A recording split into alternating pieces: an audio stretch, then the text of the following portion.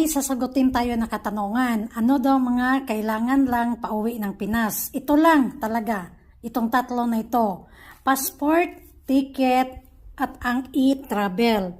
Yung e-travel naman, yung departure is yung blue. Yung arrival naman, yung dumating tayo sa Pilipinas is green. For sure, gawa lang kayo dahil ang sa akin, may iba na hindi hanapan dahil marami kami, hindi kami hinanapan ng e-travel. Pero yung iba, hinanapan din sila.